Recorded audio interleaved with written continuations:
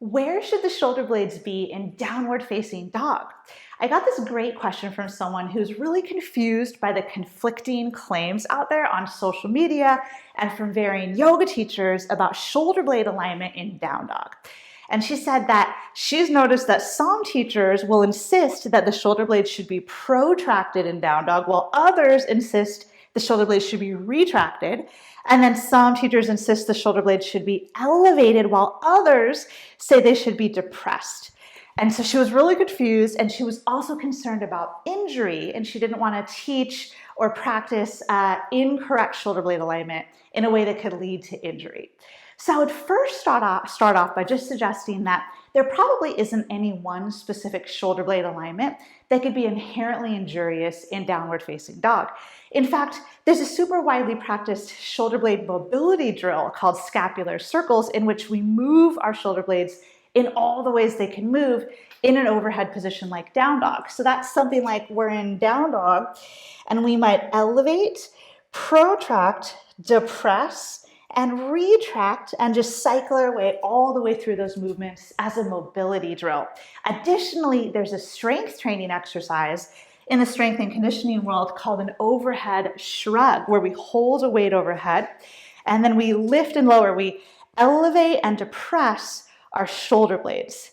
And that mechanically is really no different from loading our arms overhead in down dog and simply elevating and depressing here. So these are just a couple of examples to suggest that our shoulder blades, they can be placed in any position in down dog, and it's not inherently injurious. However, when we're thinking about just simple default general down dog position, when we're not going out of our way to specifically target scapular movement, but we're just holding or hanging out in down dog, what about then? So when it comes to default downward facing dog alignment, I would suggest we think about something called Scapulohumeral Rhythm. So our humerus, the upper arm bone, and the scapula, they tend to move in this coupled manner whenever we move our upper limbs around. So as my arm lowers, at the same time my shoulder blade downwardly rotates and retracts. And then as my arm lifts, at the same time, simultaneously, the shoulder blade will protract and it will upwardly rotate. And those two movements happen together. So in an overhead position like down dog, the shoulder blades are protracted and upwardly rotated. That's scapulohumeral rhythm. In down dog, we also have the element of pushing the floor away.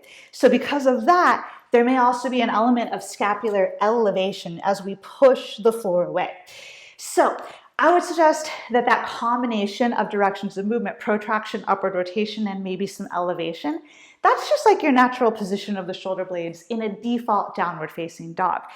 However, I probably wouldn't worry too much about it or try to micromanage exactly where your shoulder blades go, because your nervous system and your neuromuscular system, they're just going to fire your muscles and place the shoulder blades where they would naturally go. If anything, what I would suggest is we just try not to go out of our way to micromanage and interfere and change natural scapulohumeral rhythm, where we worry if the arms need to be up and then we need to pull the shoulder blades down into depression or something like that. So it's not that doing that would create injury. I would not suggest that. But it just may make for, just first of all, some unnecessary micromanaging and possibly some less efficient movement.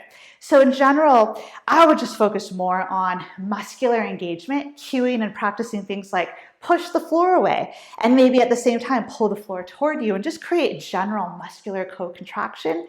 The neuromuscular system will place your shoulder blades where it wants to place them, which is probably going to be, like I said, that scapulohumeral rhythm position. And we can just kind of let it do its thing and maybe not worry too much about it. So I hope that this helps to address that really good question. Let me know if you have any questions.